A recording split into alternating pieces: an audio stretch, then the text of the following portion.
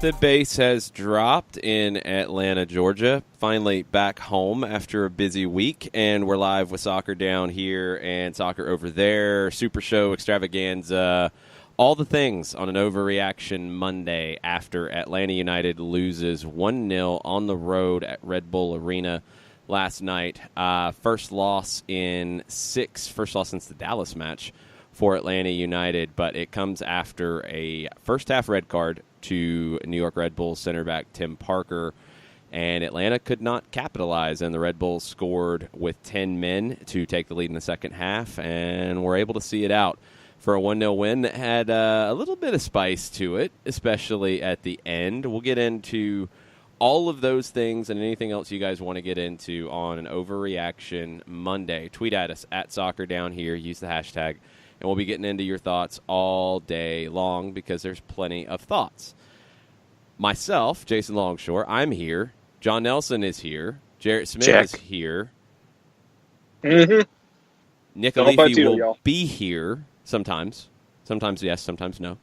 And Kelly Francis will be calling in from New York at 7 o'clock with her thoughts from the supporter section at Red Bull Arena last night. Jarrett, let's start with you. Your takeaways from Atlanta losing to Red Bulls and not scoring again at Red Bull Arena. They have never scored a goal at Red Bull Arena. I feel like they never score at Red Bull Arena, and we're always looking back going, wow, Joseph had a chance that he puts away 99 times out of 100, and it doesn't ever get put away in Red Bull Arena. You go back to he had a chance last year, I believe, in the game up there where they lost 2-0. You had the playoff chance, like the opening kick where he just scuffs a shot with his left foot. Really had two yesterday. The one where Emre Tarek just reaches out and makes a stupid, amazing play, laying on the ground to knock it away from Joseph when he's probably gone around Luis Robles. And then, Robles stonewalls him as he's getting pulled back by Parker on the dog. So it just... it's not like they don't get chances at Red Bull Arena. It's just like they can't score. Like, I don't know how to explain it otherwise. They haven't scored, and they looked to me like a team that was tired, and when they had to carry everything, it was just too much, both physically and mentally at times. And especially for me, mentally, was looking at the goal you give up where, I think it took you a half second to get switched back on. Miles Robinson doesn't track his man on the backside of that run with a really good ball from, I think it was Royer put in the cross. Royer's not closed down, and Robinson loses track of the rookie, and everything it felt like they kind of shut off for a second mentally, and I can't really blame them for that because of the way the schedule has just beaten them into submission. But it's one of those things you can look at and say, wow, that stinks. Wish that hadn't happened. And it sometimes happens, even though we don't want it to, especially at the end, or not even at the end. God, we're not even done with this stretch yet. In the middle of such a just brutal stretch. Now, how do you recover? You gave up a goal. Your streak is done. You created chances at times. You didn't put them away. But now you have to go to RSL to play a team that God knows what RSL is going to look like. They look like the team we've seen 2 times out where they've scored 3 goals in 2 straight games. Or do they look like the team that could ship 4 goals in 45 minutes? What do we get out of them? 'Cause I don't know. It's hard to tell. It's very hard to tell what RSL team you're going to see in Sandy, Utah on Friday. But Atlanta United last night did look a little, I'd say, less than sharp. Early on, they struggled. They struggled with the press early on and then started to find their ways through it and over it, and especially over it. And Julian Gressel sent Joseph Martinez in with one just perfect ball over the top. I think Atlanta was growing into the game and doing very well, and the Red Bulls were kind of stuck in between, do we press, do we not press, what do we do here? Then you get the red card. John, what'd you think about that red card decision and everything around it? I understood it. I was fine with it. I understood where Sabiga was coming from, and with all of the tugging and the grabbing and the jersey grabbing, and I understand the idea of folks wanting to see advantage played instead of dog show, but I completely understood why it was called, and that gets you a red. People are saying they wanted advantage played instead of dog show. Advantage was played. First off, I was about to say, advantage was played, even though you came Parker back and gave the red. Grab him too. I mean, if Parker doesn't grab him, by the way, then that's not going to end well. No, there's a couple things that go into it for me. Like, this is something that I've been noticing more and more lately, and I don't know if it's a directive from pro or just a directive with referees in general, but allowing far more leeway to bring a play back when advantage doesn't materialize in something big. Used to be you give advantage, that's it. Now, you could still come back and show the red, but that was not exactly the way this went down. You allowed advantage. I think shot was saved or blocked, and it was going to be a throw, if I'm not mistaken, or a throw or a corner. And he blew the corner because Robles got the paw out. Okay, so then he comes back to give the free kick. So he gave advantage, but then he comes back to give the free kick. And when he started talking to the VAR, I immediately knew what was happening and where things were going because it was outside the box. And at that stage, when it's dog-so outside the box and the only thing he can be talking about is a red card, that's it. That's your only option. And I've seen a lot of back and forth about, well, it was mutual, like, hand fighting. Tim Parker armbarred him. I mean, he was pulling him. I think it's an easy call, and I think if Joseph had went down, there wouldn't have been any complaining about the call.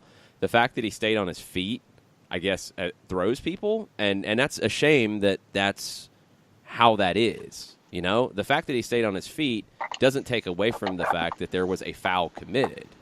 And this is something that I think Sabiga got it right, and he handled it really, really well. And I hope you see more players feel like, you know what, I can stay on my feet here because the ref is still going to get this right in the long run.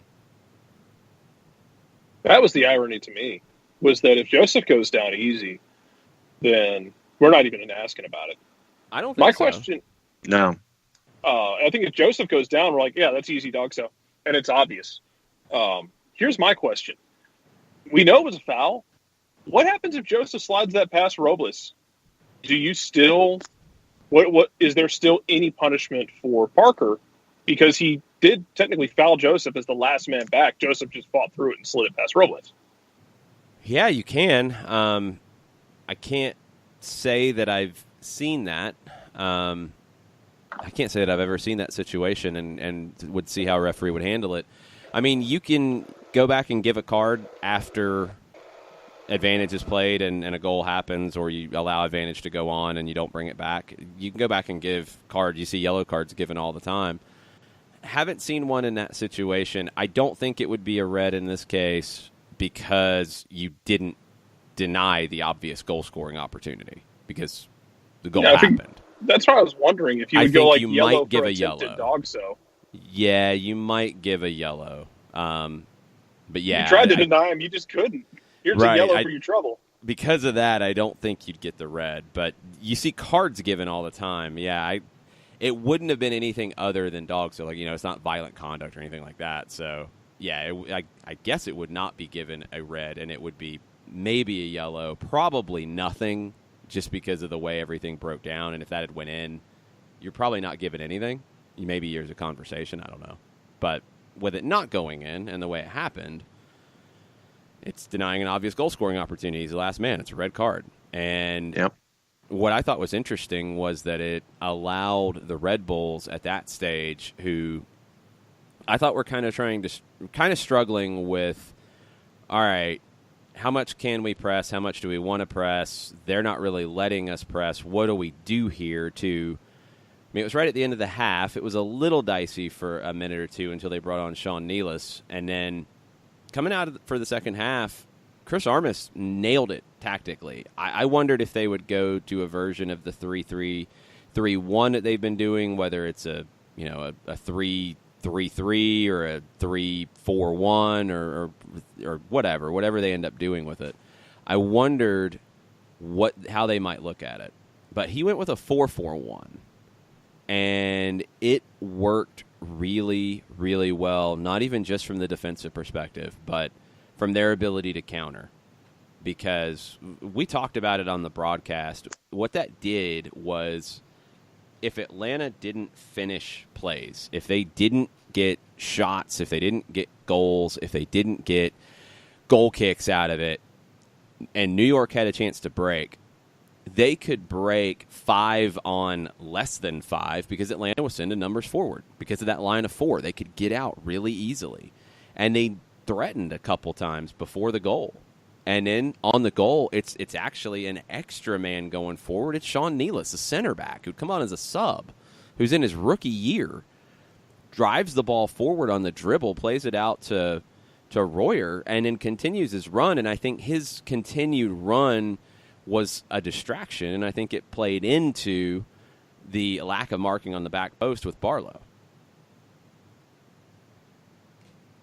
And that was, when Katie Witham came on at the half and they were getting ready for the second 45 minutes, that's what she got out of Armas, is that what Armas wanted to do was go 4-4-1 and work things that way. And the way they had things dialed up defensively was spot on. And that completely and totally seemed to frustrate Atlanta United there in the second 45 minutes, and the opportunities that they had weren't a whole lot, and then they couldn't close the ones that they had. The one that sticks into my mind is the tremendous entry that Breck Shea gave P.T. Martinez, and that was by far that was a tremendous entry by Shea. But Red Bulls completely and totally had it dialed up right with the 4-4-1 with what Armas wanted to do. They did well. I mean, let's not go too overboard. Atlanta had chances, and they were creating opportunities, and they earned a huge number of corner kicks. And the Red Bulls defended really well in that 4-4-1, and they were very disciplined, doing something that is a little outside of what they normally do. And they were doing it with Amro Tarek and Sean Nealis at center back. And that's one of the most impressive things about it. But one of the players that we'll be talking about today, Kamar Lawrence, I thought he was the best left back. I mean, he's one of the best left backs in the league, and I thought he was one of the best players on the field yesterday.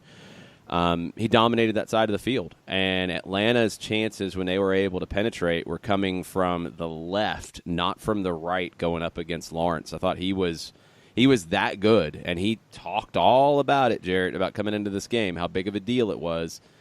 He delivered. He did. He did exactly what he wanted to do. If you remember, and if you haven't been on Twitter, you might not remember, but if you have, you know by now. He did not play in the Eastern Conference Final last year. And there was, I think we talked about it at the time, there was talk that him not being there kind of may have pushed Armas into overthinking everything and playing that, making the line of confrontation further back and not pressing in Atlanta and then getting run off the field 3-0. Well, he played really well. And he got in a fight with Tito, and I'd pay money to see that fight. But fighting aside, oh, look, like I said, Tito can make a shiv out of a couple blades of grass and some repressed memories. Tito ain't gonna mess around. Neither is KL though. Lawrence probably can throw down. I don't doubt that in a minute. But he played really well, and he he's kind of set the mood, especially at the end. July is going to be a lot of fun, and he's going to be up for it, and Tito is going to be up for it, and it's really fun in the sense of, we all the time, is Atlanta-Orlando a rivalry? It is. Is this a rivalry? It is. It's fun in the sense as well with this rivalry where I look at it as, hey, Red Bulls have dominated regular season affairs in this series as far as score lines go. Atlanta's only win in this series is but it's been a lot of fun to watch. and he was a lot of fun to watch, and I want to see more of him. What this rivalry and Atlanta United's rivalries in general kind of remind me of at this point. There was a quote from Alex Ferguson when Manchester City was not the Manchester City that we know now. And Manchester United had big rivalries with Liverpool and Arsenal at the time. Liverpool's a historic rivalry, and Manchester City were the noisy neighbors, is what Ferguson called them. Yep. That's kind of how Orlando feels at the moment. Like, it's a rivalry, but it's not this. And this wasn't necessarily this until last night. That took this to a whole nother level. And I don't know, and I mean, let me just ask, John, how much did they show of all of the post-match shenanigans after the final whistle? Not a whole lot. The long call that you and Mike had probably had a little more, actually had a lot more of it than what FS1 showed. It had, going back and trying to remember it had the initial dust up, and it had Tito hoisting the trophy, and then it had the two of them going at it. It had Kamar Lawrence, woofing when he was on the ground initially, but it really didn't get into the whole both sides leaving the touchline and leaving their dugouts and heading out onto the pitch at all. It had none of that. Didn't even show Sabiga picking up the ball and just leaving. Didn't show any of that. So it was minimal at best and really didn't go into a whole lot of detail. The whole way it was handled by the referee was crazy to me, because he called the foul, and I didn't think it was a foul, first off. I thought Kamar Lawrence won the ball, and yeah, he went in really strong. But I thought they were both going full speed, and he wins the ball. I did not see a foul there. Then Lawrence stands over Villalba, and he's talking, and Villalba gets up, and he's not happy, and there's all kinds of stuff going on. And Sabiga sets the ball down for a free kick, and then he picks it up and blows the whistle, and it's just like, okay. And in all of the chaos afterwards, we stayed on talking about it for a fair bit, and then we went to break, and there were still people on the field not happy with one another for most of our commercial break before we came back. And by that point, it had pretty much calmed down. There was a lot. I mean, and nothing got crazy. It was a lot of talking, but it was not your standard just, kind of standing around like, yeah, we don't like you, whatever. There was some heat to it, and it was pretty intense. It's a good thing. It's not a good thing the way it happened for Atlanta United, but it's a good thing as a whole in terms of rivalry and these games having a little extra kick to them. Let's take a break here, come back. We'll get into some Overreaction Monday takes from y'all right after this. Today's show is presented by Apolinsky & Associates, personal injury lawyers with over 30 years of experience, supporters of Atlanta United, Faction, and Inter-Atlanta Youth Football Club. If you've been hurt in a wreck, contact Steve today at steve@aa-legal.com or call in 24/7 at 404-377-9191. The initial consultation is free. A ranger station. I'd like to report a bear hug. Okay. I put out my campfire and Smokey Bear hugged me. So you drowned the fire, you stirred it, drowned it again, and felt that it was cold? Uh-huh. Yep, he's just letting you know you did good. Bear hug from Smokey Bear. Status update. I'm gonna let you go now. There are many ways to start a fire, but one sure way to put it out.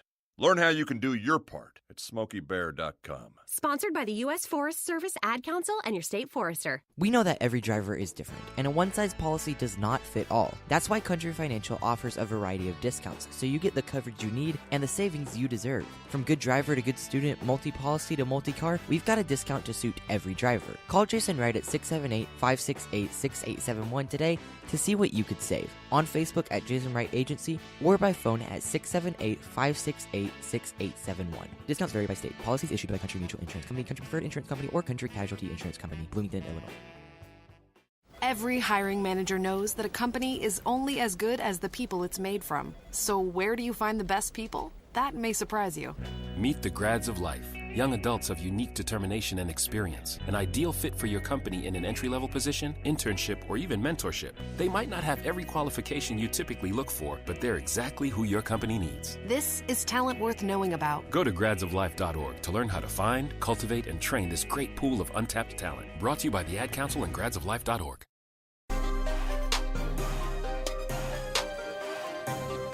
Welcome back. Soccer Down here. May 20th. Overreaction Monday after Red Bulls defeat Atlanta United 1-0 last night at Red Bull Arena. Kevin from Charlotte's down. Kevin says, we are the Orlando team in the Red Bull Atlanta rivalry. You can't be that when you lifted a trophy in their house. You can't. Regular season, yeah. Not to that degree. There hasn't been a 4-0 game or anything like that, but regular season, yes, they have dominated it. But you lifted a trophy in their house, and you can't ever take that away. So I would disagree that it's like that, Kevin, because of the trophy being lifted in their building. But regular season, you have not figured out a way to score at Red Bull Arena. I look back at the game here last year as a pretty crazy one, and I thought it turned on still what I think is an awful use of VAR on the supposed toe stomping by Joseph Martinez as he's running, and Tim Parker's trying to clear him out, and it's just nonsense. I thought that was a terrible call. I thought everything flipped from there. Atlanta didn't handle it well, and they lost their heads in the second half when they gave up 2 goals very suddenly. But that one was a lot closer to turning the other way. At Red Bull Arena, you had a scoreless draw in year 1 when both teams were pretty dead at the end of the season. Red Bulls dominated the game last year in the regular season, and they did not dominate this one, but they got a very emotional win after a red card to win 1-0. But you want a trophy in their house. So that trumps a lot of things. What else do we have on Overreaction Monday, John? Well, we have both Michael Head and Kevin addressing P.T. Martinez. Okay, what we got? All right, so Kevin, since we're on a roll with Kevin, Kevin's frankly tired of glossing over ineffectiveness. No, PT is not here. Don't need to hear chances created. Ball and eyes don't lie. # on par reaction. Yeah, but hold on. Like, he was here a couple games ago. Like, that's the thing that I think we have a really bad tendency of doing this, where when one thing goes wrong, everything that happened from a good perspective has disappeared. He had a bad game yesterday. Like, there's no denying it. It's not sugarcoating it. It's not any of that to say that he's been playing well. He didn't play well yesterday, and nobody said otherwise. So I don't know where that vibe's coming from. I said it at the end of the game, and I've said it ever since. You had too many players yesterday in the final third not be able to create a breakthrough, and that's a problem. You had a man advantage. Yes, I do believe the red card helped the Red Bulls in a lot of ways simplify what they were doing defensively. It just made things very easy for them to do what they did. It changed the expectations of the match from a draw here is good for us to now we've got a lead. Oh, yeah, we're great. We're just going to sit back. And for Atlanta's perspective, I think they came in thinking a draw would be good for them, and then you get the red card, and it's like, well, we have to go for this now. And I don't think they had the legs to go for it, and it showed. Yeah. And Red Bull's defense did a great job. And Pitty's ineffectiveness yesterday was a huge issue. That doesn't mean he wasn't effective against Orlando, which was just a week ago. And it doesn't mean he wasn't good in Vancouver. So I think we have a tendency to overreact on Mondays. And it's understandable, but he had a bad day yesterday. We'll see if that's a trend. He had been trending the other way in recent matches. Then Michael Head says, why does it seem that PT is not adjusting to the physicality of MLS? Many times he gets contact, falls down, complains, and stays down too long. # SA Player of the Year. I think he gets frustrated, honestly. I think it's a mental thing. He's frustrated with the way referees are calling the game. And I mean, there's not really a lot of denying how physical Pity Martinez has been treated in this league. I don't know why referees in this league generally don't seem to give big-name players who come in from outside. Like, it's almost like they ref them more difficultly. That's a phrase. At the beginning when they come here, it's like they have to earn their stripes or something. It's stupid. Like, I'm not a fan in general, and this is not a new conversation, to be perfectly honest. I was reading some about Diego Maradona and his move to Italy and his frustrations with getting kicked out of games in Italy because that's just how the refs called games in Serie A in the 80s. But it was always a push and pull about skilled players getting kicked out of games because defenders can't deal with them, so they just punt them all over the field. Think it's something. I like skilled players. I want to see good soccer, and to me, good soccer is skilled players being able to play. I don't like to see them get kicked around the field. That's a big picture topic of it. Pitti, he has to adjust to the way he is getting refereed, and right now, they're allowing a lot of contact on him. I think yesterday, it frustrated him, and it took him out of his game mentally. And we don't know what effect the miles, the minutes, the matches, all that added up to for him. I would assume, because it was a lot, that he was not at his best mental sharpness, physical sharpness, and that made it worse. But he wasn't effective enough, and that's what it comes down to yesterday. Yes, you're tired. Yes, that's going to affect you mentally and physically. Absolutely. And there's no denying it, and it's not an excuse. It's just a fact. I don't know why we get so upset when these things are pointed out. The schedule Atlanta United had was brutal. And the fact that they won 5 games in 18 days, only 6 teams in MLS history had ever accomplished that. Period. And I don't know what their travel schedules were. I haven't cross-referenced it. If they had won yesterday, they would have done something that only one team in MLS history has done, with 5 wins in 15 days. And that was the Miami Fusion of 2001. It's not easy to do what they've been doing. Doesn't mean that they could not have played better yesterday. But it also needs to be said that what they have been doing has been very difficult. And I think it did have an effect yesterday. I don't think they had the extra gear that they needed to find a goal against a very good Red Bulls defense. Ricky Ricardo has been watching MLS Cup highlights all day. So I've had a great day. It's a great way to get happy when things don't go our way. My question is, since the Clausura is set, who would be the best matchup for Atlanta United in Campeones Cup? America, León, or Tigres? I don't worry about Campeones Cup as a trophy that is a big deal at this point yet. It's the second edition of it. So to make it a bigger deal as a whole, as an event, Club America, that would be the biggest club that could be involved in it. Tigres would be pretty big too. But I think Club America would be the one that if you have that game here in August, that's a massive, gigantic, huge deal. And that would be good. At this stage, I think that would be a really good thing. Hashtag massive, gigantic, huge. That's how big a deal it is. Tremendously big. It's very bigly. Shiva has a question.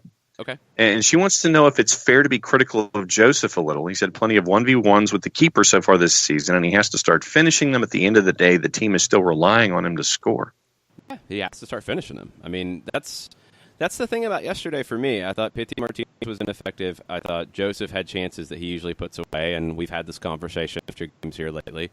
I thought when Tito and or Gressel was on the right side, neither one really did anything against Kamar Lawrence. Honestly, I think Dion Pereira was the most effective, dangerous player in the final third, and it felt kind of weird wanting them to find Pereira late to try to find a breakthrough, and that's where my gut was at that point. So that's not a good thing, and it needs to change. You've been getting the chances created up until yesterday. I think ended up with 9 chances created, which was just under your season average yesterday. You'd been in the 12, 13, 14, 15 range in recent matches. You're not getting goals to show for those chances being created, though. And when you don't get as many chances created, you don't get any goals. It's an issue. It is an issue. When it comes to Joseph, I mean, I feel like if he gets one, if he gets a goal in the run of play, might break him open a little bit, get out of that slump. There's really not a whole lot else you can do. I mean, Joseph is an extra hour of finishing practice is not going to change anything at this point. It's just focus, it's just sharpness, and it's just getting it done because we know he can. We've seen him do it. Last year was not a fluke. His scoring rate over his first 2 years in Atlanta was ridiculous. His scoring rate this year with 5 is not horrible, although he could be better. And that's what you need to start happening because outside of Joseph, nobody else is regularly putting the ball back in the net either, and you're not getting anything regularly off the set pieces. Daniel Price has been very busy so far on Overreaction Monday. Oh, let's hear it. I think this is the earliest one, and I'm going in order furthest away from the show, and then we'll catch up with his newest one a little later. Says it was a tough loss. Tired legs and back-to-back games killed us. We win some and we lose some. It happens. The part that makes it sting the most is that we probably all expected another 3 points here. Just have to take what we can and look forward to Friday. #Overreaction Monday. It was a weird one because when the schedule came out in January, this was the game that I immediately started talking about. Not because of the rivalry, but because of the travel and because of where it fell in the calendar. And as much as anything, because they were going to have a lot less rest. And they're going to have less rest when they come in July as well. And this is something MLS has to get better at with scheduling and make it a little more even. When you have the travel issues that you do in this league, they have to try to balance things a little bit more. This run for Atlanta, where this was game 4 against an opponent with more rest than you, and they're about to have game 5 against Real Salt Lake, that shouldn't happen. You should not have 5 straight games against opponents who are more rested than you are. And you shouldn't have the game you did against Red Bulls yesterday, flying across the country from a midweek game in Vancouver when your opponent didn't play midweek. Those things shouldn't happen. It's not balanced. I know schedules are difficult. I've made schedules. Now, with so many teams having control of their venue, these things shouldn't happen like this. Atlanta's not the only team that's had this type of stuff happen to, but man, this is as brutal of a schedule run as I've seen in MLS. It's something that they need to address going forward, and I hope they can. When the schedule came out, this game scared me. When this run of games started, this game scared me. When you were getting ready to kick off, this game scared me because they were rested and they were up for it and they were flying out of the gates. When you got about 10 minutes in and Atlanta started to find cracks in the press and Red Bull started getting a little flustered and kind of figuring out what to do, I felt better about it. Red card, felt a lot better about it. Had a concern once we got into the second half when I saw how Red Bulls were positioning themselves to counter. But I still thought you were going to get a result here. And you don't, and that's frustrating. But this game was when the schedule was released, and it was always going to be that. Red Bulls get it done. Jacob Inman has a 2-step overreaction. Step number 1. I'm still just confused by this team in a lot of ways. It's a 180 from the first 2 years. Best attacking team, now one of the best defensive. Golden boot striker, now more of a false 9. Attacking style, now more possession-based. But preseason, everyone said it would be more of the same with few changes. Possession-based. I can continue. Okay, go ahead. Go ahead and continue. Okay, because he took up more than his 280 characters, and It was in mid-sentence. Not all change is bad. It's just different from the brand that was built the first 2 years. Is this all temporary as players still try and master Frank's system? Will the attack eventually look more like the last 2 years, or is this the new normal? The attack is not going to look like the last 2 years exactly because you don't have Miguel Almiron in it. And that's just something that has to be understood at this point, because when you have Miguel Almiron, you're not as reliant on build-up play. You're just not. You're able to play in transition and be deadly in it because of his speed and his ability to break teams and get forward and do what he does. You don't have that player now. So things have changed a bit. That's the biggest difference. And it doesn't matter who the manager is. Without Miguel Almiron, you're going to look different in 2019 than you did in 2018. 2018 to 2019 is not quite as dramatic of a departure outside of the Almiron part of it as you might think. They were a very high possession team last year. They, as the year went on especially, they were a very good defensive team. I think they've been a better defensive team in general than they've gotten credit for. This year they've kind of found another level of it. But you're not scoring many goals right now. I wouldn't call Joseph Martinez a false nine. I think he's just far more of a complete nine right now. I think he's doing all the functions of a nine. He's not completely a false nine. I think that's not quite accurate into how he plays. But you're not creating the opportunities that he scored a bunch of goals with last year. You're not creating the Miguel Almiron transition opportunities. So it's not looking the same in the attack. When you look at the chances being created, you are pretty similar to what you did last year. Last year, you averaged 15.1 shots per game. You're right around that this year. You've been, I think, at 15.5 without pulling the stats up.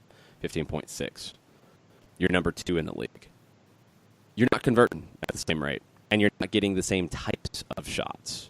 Doesn't mean I think you're taking bad shots. I think you're not getting the same shots. You're not getting breakaways. You're not getting the 1v1s. You're not getting those goals in transition. That's the biggest difference. But I think that would have happened no matter who the manager was, because you don't have Miguel Almiron. Do they ever look like that again? Not unless they get a player like Miguel Almiron. But can they score more goals? Yes. Because when you look at the chances they've been creating on a regular basis, and you look at expected goals, and you start to dig into these things, they're underperforming the chances that they're creating. They've been doing this for a little while now. That, at some point, generally changes. When you're creating good chances, generally you're going to score on a fair share of them. Right now, you're not scoring at a fair share of them. You would expect that to change. If it doesn't, that means players are underperforming. Small sample size right now, so it's a little early to get there. But there are concerns. Yeah, you should be scoring more goals than you are. And I think that the way this kind of feels is that, to me, is if you start scoring more goals, no matter what they look like, I think people have a very different feeling about this team. I do. And I think when they've scored goals, I think people have felt differently about this team. I think it's generally when they're not scoring goals, there's a lot of concern, which is understandable. But I think it's right there. I do. Joseph's not scoring at the same rate, and you're not getting really anybody else contributing at the moment. John Nason thinks that Dion Pereira has earned a start Friday on the left. He showed the most energy out there yesterday and can give one of the regulars the break they deserve/need. Hashtag Overreaction Monday. That was the best thing you got out of yesterday, was Dion Pereira's performance. Because, yeah, he'd take another step. And he was dangerous consistently. He was not afraid to take people on the dribble, and he created corners. He wasn't getting crosses in. Murillo was making some emergency plays at the end, but consistently he was beating the first man on the dribble. And that's good. And I like his fearlessness as a young player. Is he ready for a start? Yeah, I think he is. I do. Whether it's the right or the left, or you move pieces around, I think he's ready for a start. And I think, Frank said it after the match. He was going to give the guys a couple days off. They're not training tomorrow after traveling today. Guys will do some reading on their own and probably come in and do those types of things. But they're going to train on Wednesday, and then they're going to fly to Salt Lake City and train on Thursday out there and play on Friday. So Pereira has put himself in line to play a significant role in that match. I don't know if there's a guarantee he starts. I don't know if there is a definite need he starts, because you could go with Tito and Gressel. Gressel should be pretty fresh because he hasn't played. I think he's played just a little over 90 minutes for these 2 games. And you probably need to check on Tito and see where he's at this point. But if he's ready to go, I think they get the start. But I think you might be looking at Pereira earlier than we've seen him. And I do think he's getting close to a start. And I think he definitely starts Open Cup, whoever the opponent is. I think he is starting that 4th round game, no questions asked. And maybe he gets to start in league play before that. There was something that Percy Herrera asked, and I'm going to leave the cause out of it because it's stuff that's been cycled through before, and it's just coming back through on social media. But it is a question from Percy. Who would be next in line to be captain if LGP leaves? Are you talking about the rumors out of Argentina? Yeah. Yeah, I mean, they're out there. I have not seen anything definitive, so I'll do some digging. We'll see if we come up with anything to talk about in that regard tomorrow. But who would be next in line? I mean, right now your lineage is Parkhurst, Lorenowitz, Gazan. That's your 3. That's who we've seen wear the armband. Who would be next? Yeah. I don't know. I don't know, honestly. It's a good question. If it's not LGP, it wouldn't surprise me if it was Nagby. Yeah. It wouldn't shock me. I think Frank really has a good relationship with Darlington Nagby, so that wouldn't surprise me. For some reason, Eric Remedi's name keeps popping up in my head, too. And I was thinking Remedi before you mentioned Nagby, yeah. I lean to like holding midfielders, of course, with the Holding Midfielder Appreciation Society. But I lean towards that role being good captain material because of where they are in the field. They're kind of involved in everything. They see the whole field. Pretty good spot for a captain to be. I don't know if Eric is personality-wise that guy, but yeah, it's a good question. I don't know who would be the obvious one at that stage. I don't think there is an obvious one when you get down to number 5 in line with the current roster. Here is Daniel's other tweet that was part of his overreactions. He says, I don't think I ever get as mad at soccer as when I watch us against Red Bull. Something about those New Jersey sport drinks bothers me. Yeah, but they're tasty. I don't know. Some of them are tasty, as you say. Not all of them. You're not a fan of all of them. Well, I mean, I don't drink the ones that aren't tasty. They had the That's what I'm saying. Yeah, they've got like 10 flavors, John. It's okay. I can find one. And you've already ranked them. Yes. They had the coconut ones in the 8.4 ounce, the little cans, because they don't have the 12 ounce cans at Red Bull Arena. So they had the coconut and the ponies? Yeah, that's a new one. They don't have the peach ones in those yet. So they had those at Red Bull Arena yesterday. It was very, very useful for me. I needed a few of those. And there were a few that were partaken in. They are a team that is very combative, and Atlanta's not the only team that has this type of feeling with them because it's their style. It's how they play. They're going to press. They're going to kick you because they're going to be in your face. They're going to be very combative and try to disrupt you. It's very frustrating. All those things are there, and that's their style of play, and that's what suits them. My long-term thing that I'm looking at with the Red Bulls is what Chris Armas continues to do to evolve with the Red Bulls. And this, I mean, evolving and evolution is something that has come up about Atlanta United as well, and I think a lot of people have bristled at it. You can't just play the same way all the time and expect to get the same results. You can't. Your opponents change. Your opponents change week to week, game to game. But everything changes in this game. You can't just say, we have a system and it's going to work. It might work for a year, and then it doesn't. And the Red Bulls have played this system for a while now, and it's gotten them supporter shields. It's not gotten them an MLS Cup. There was an obvious, I think, intent early on to add more layers to who they are.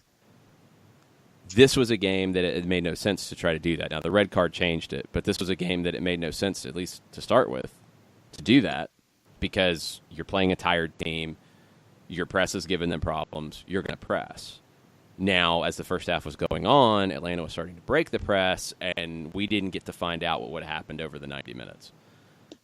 I want to see what Chris Armas does to evolve the New York Red Bulls. And I think that's one of the biggest questions of the rest of the season in MLS because they have not performed at the level you would expect they would have performed because I think they're experimenting and trying to figure some things out. Is that going to continue? That might be Chris Armas telling you some plans. Well, no, it's not Chris Armas. Okay. And I'm not going to wander over and grab it. That's the beauty of live radio. But I do have a thought/question/thought bubble about Chris Armas. Okay, well, throw it on the floor, and then we're going to let it marinate over the break. Got it. No, throw it out there. It needs to marinate. So you got to bring it to the world so it can marinate. Okay, so you want me to tease it. Okay, No, I thought you wanted me to sit on it. Not even tease okay. it. Say it. The spiciness that we've seen yesterday, it would, for Red Bulls, I think if I was a Red Bulls fan, I would have liked to have seen this last year instead of when you saw things going on the touchline between Armas and Tata Martino, and then it was there and then it was gone. I want to see if the spiciness that was brought up yesterday stays or if it was just yesterday and a full screen from Kamar Lawrence and if they let it go. And don't have that as a part of their DNA anymore. It's like hope it's habitual, wondering if it's going to be a habitual thing as opposed to just something that pops up occasionally. It's personality whack-a-mole. We will talk about that and more reactions right after this. As a business owner, you know that every year brings new challenges and opportunities. The success of your business demands expertise and focus. And Country Financial can help you keep that focus by helping ensure you have the right insurance protection in place to meet your goals. Jason Wright can help you create a customized insurance plan that has coverages designed just for your business. Give Jason a call at 678-568-6871 or reach him on Facebook at Jason Wright Agency. Coverages vary by state. Policies issued by Country Mutual Insurance Company, Bloomington, Illinois. Got issues with youth or high school sports? Positive Coaching Alliance can help. PCA is a national nonprofit working to transform youth and high school sports so that every child has a positive character-building youth sports experience. PCA provides live and online workshops to train double-goal coaches whose first goal is winning and whose second, more important goal is teaching life lessons through sports. PCA also has workshops for parents and high school student-athletes. For more information, please visit positivecoach.org. If you've been hurt in a car wreck, contact my friend Steve Apolinsky of Apolinsky & Associates. He's been representing individuals for over 30 years throughout Georgia and Alabama. Email him at steve@aa-legal.com or call him 24/7 at 404-377-9191. The initial consultation is free.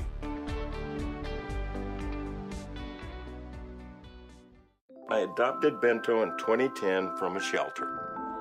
This cat makes me make art. He's always motivating me to draw pictures of him. He just is motivating artistically. He's my best friend, but a lot of people know him as Keyboard Cat. Keyboard Cat, YouTube star and shelter pet. Amazing adoption stories start in shelters. Start yours today. Visit theshelterpetproject.org to find a pet near you. Brought to you by Maddie's Fund, the Humane Society of the United States, and the Ad Council.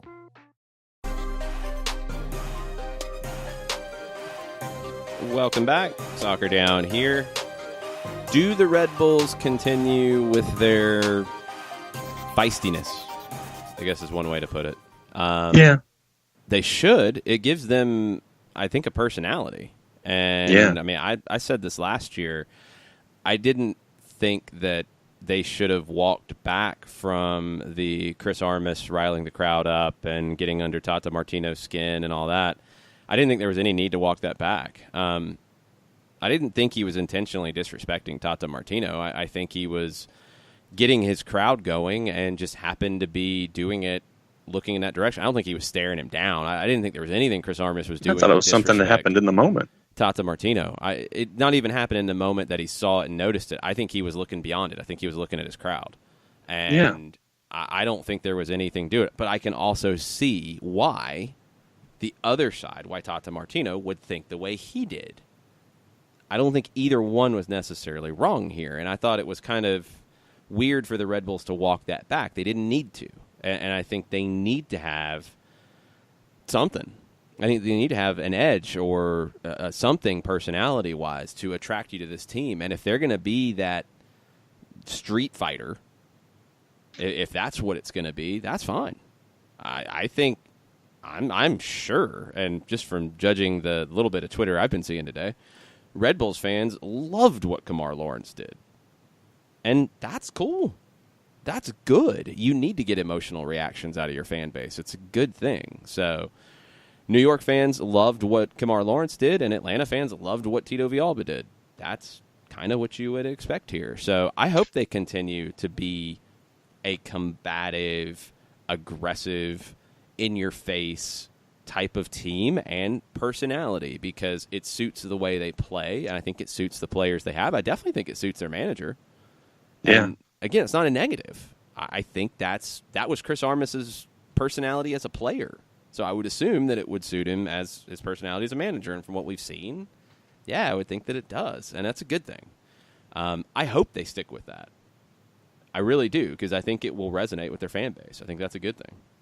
Yeah. Train says it's always been a rivalry for Trains. They're just polar opposites. Glad it's getting the attention it deserves now. Hashtag Overreaction Monday. I mean, yeah, I don't know that it wasn't getting attention before, but anyway, it's kicked to another level. After the playoffs last year and yesterday's game, it has hit another level. And to say that it was at that level before, I think would be incorrect.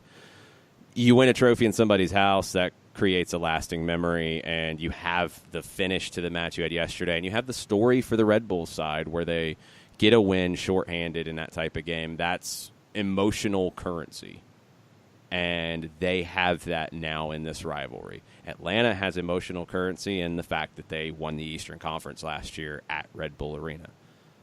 So that has added to this, and that's good. And that makes July's game even bigger. And for Fox to have that on after the Women's World Cup final with a national TV audience and a full building at Mercedes-Benz Stadium, whew, you couldn't write it up. Mm-hmm. You couldn't manufacture that any better. Michael Ruiz, 2 separate paragraphs.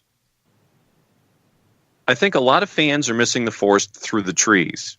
If you told me 6 games ago that we only allow 1 goal through a 6-game stretch, you would take it. If you asked me who we would most likely lose to in this stretch, it would be Red Bulls. Easily. I mean, again, the schedule made this a very difficult game no matter who the opponent was. When you add in, they are a very good team. They're the best team at home in terms of home wins since the building opened in 2010. You add in the fact that they play a style that is, I mean, as tailor-made to make life difficult for a tired team.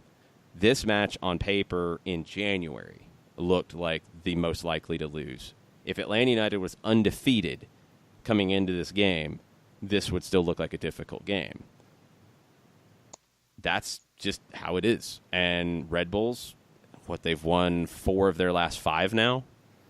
They're starting to put things together. And I think getting away from the 3-3-3-1, getting away from some of the other things they've been doing, kind of trying to get away from a press, different stuff.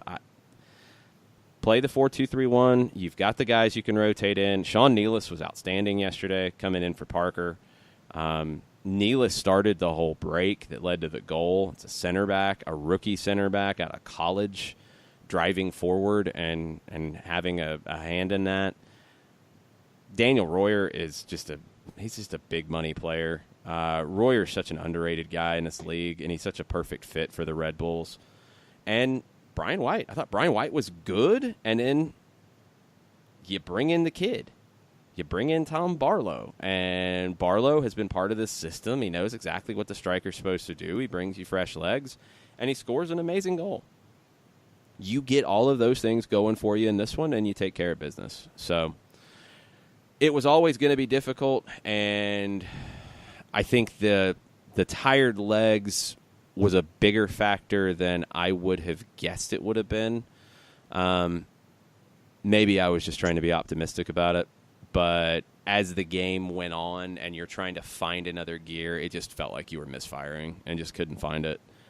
Pereira was really the only one who came in and brought an extra gear and like really gave you something different.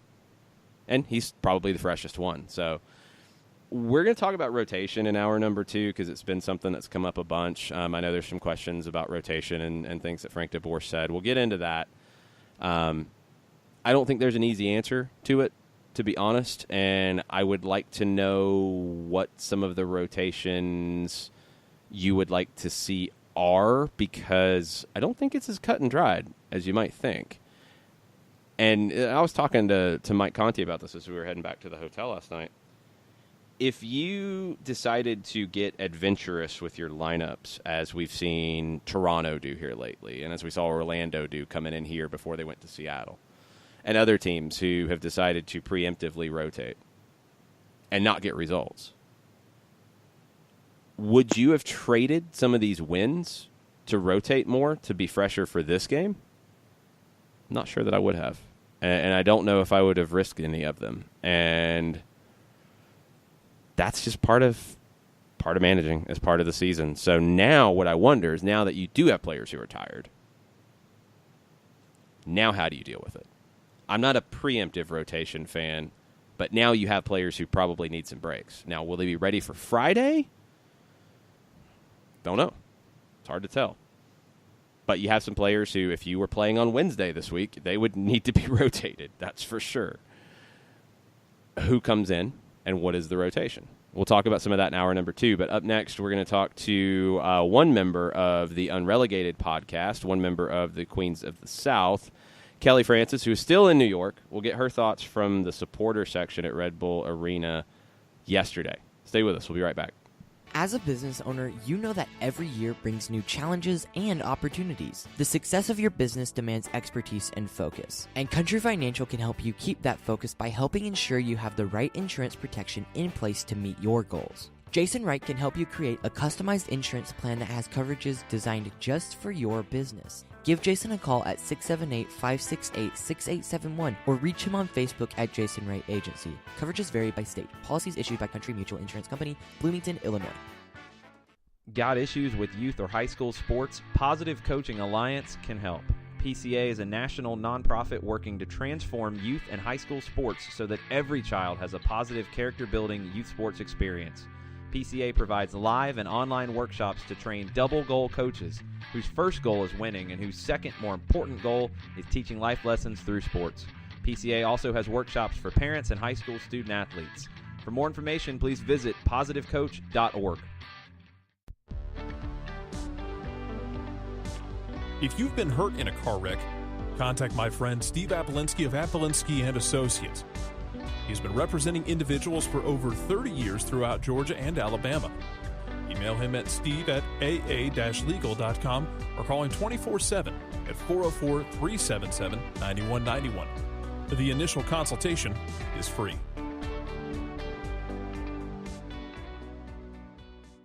I adopted Bento in 2010 from a shelter.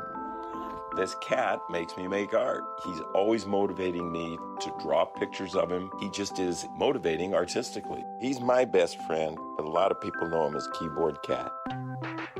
Keyboard Cat, YouTube star and shelter pet. Amazing adoption stories start in shelters. Start yours today. Visit theshelterpetproject.org to find a pet near you. Brought to you by Maddie's Fund, the Humane Society of the United States, and the Ad Council. You're listening to Soccer Down Here daily on SDH Networks, a division of OSG Sports. Find us at Soccer Down Here on Facebook and Twitter. The time is now the top of the hour. Peep, y'all.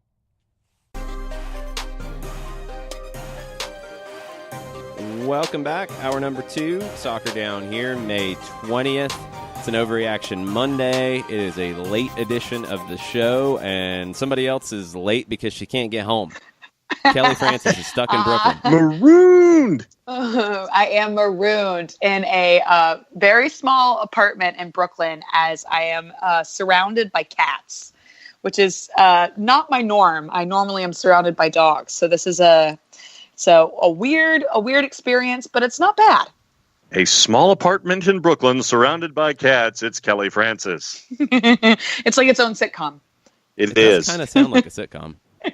But yeah, I'm stuck in Brooklyn just because of plane issues. So I get the lucky and the joyful job of getting to the airport at 4 a.m. in the morning tomorrow. Been there, done that. It's fun. Coffee and bagels with lox is all I got to say. Ooh, yeah. We had the 11 o'clock flight today, which is a lot later than we usually fly out. Usually we're on like a 7, 8, or 9 o'clock flight. But we were coming out of Newark, and the airport was insanity this morning. Yeah. So I'm not surprised that you could not find a flight. Yeah. Well, fingers crossed that I'm headed home to the beautiful, wonderful city of Atlanta, which is 10 times better than the New York Red Bulls, New Jersey. That's all I got to say. Well, how was the field trip? Yes. Let's start with the whole field trip. So I got in late Thursday night, but everybody else from Unrelegated and Atlanta United Fan TV got here on Friday. And we were lucky enough to have a studio recording with the Cooligans on Friday. And then we got to tour MLS AT&T Studios, which was incredible. It was really nice to see the behind the scenes up there. And then, we had our off day on Saturday and got to do sightseeing. And then Sunday was the day. So basically we got a ride up to Jersey. And, Jason, you and I, and even John have talked about how the New York Red Bulls aren't really pulling in a crowd. But I got to tell you, going from Manhattan to Harrison, New Jersey is a trek. Yes. Especially by car. So I have to talk and get the experience of people who took is it called Pass? The train? Okay.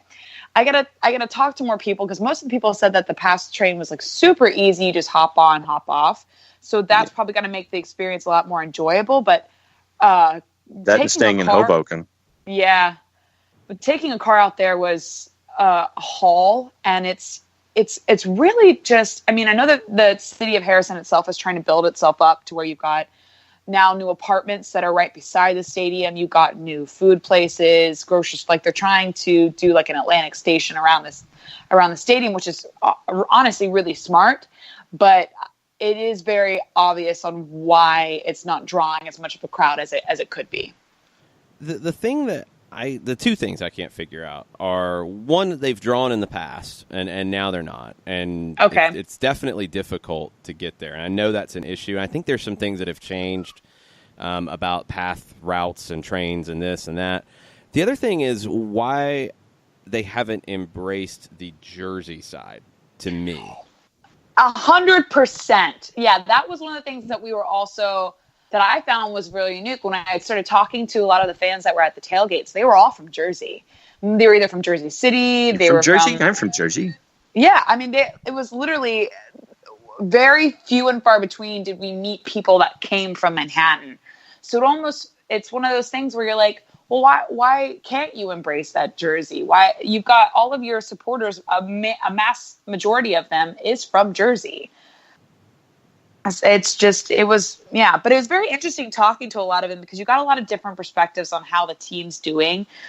It's going to be as wide ranging as you would if you're at an Atlanta United tailgate, right? So I met some people who weren't exactly, I met just more than a normal amount of people who were not very happy with Armis.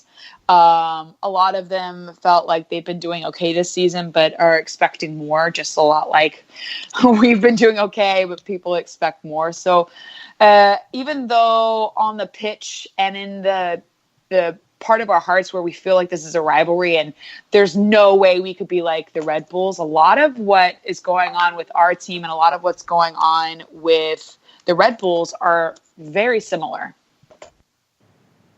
So it's sort of a unique perspective when you start talking to their fans and realize we are exactly the same. Now, let me get into the spiciness at the end of the match and what it was like for everyone where you were to see what was going on. How much of it did you see? What was it? What was the spiciness like from the supporters section up in that corner traditionally? So I wasn't exactly with the supporters, but I was a couple rows down. So I was right at the ledge of where that corner is. But I did have them right behind me and in my earshot. So there was a lot of yelling going on, obviously. But I think what was most interesting is that the fans that were below us. So there were a lot of fans. Our supporters section sits on the opposite side of their supporters section, and it's also in the second tier. So the fans that were closest to our supporters section on the first tier all sort of went as close as they could to the field and then turned around and looked up at our supporter section and started, throwing up some signs and saying a few things, which I were thought they was colorful metaphors? They were very colorful metaphors. They painted a whole picture. We got it. But I think, you're going to have fans like that want to make a point to shove the win in your face. I had a guy, it was very interesting, as we are outside the stadium about to record the fan cams for Atlanta United Fan TV. And I had a dude pretty much walk up to, I think it was me and Jay, and just start yelling in our faces, "I hope the South burns down," like repeatedly. So that was a very interesting take. And I was like, it already burned down. You want us to burn it down again? I don't understand. But yeah, I mean, there was a lot of, that animosity, but at the same time, I felt more of a playful animosity than a true animosity. It wasn't a full out brawl. It was more of just like a ha ha ha, we won sort of thing. But most everybody that I met was honestly very kind. They were, as I am anytime we have visitors coming in from out of state, they were really friendly and welcoming and gave us food and alcohol and were trying to talk to us on our trip. And it's the same sort of hospitality that we give to the aways that come in. And so that was sort of a unique inspiration, but it was a unique experience. But the saltiness at the end sort of added a spark toward the exiting, I think, is, we would have left that game and it would have been this, Red Bulls won. But I think with the fight at the end, it sort of kept that feeling of a rivalry as people were leaving.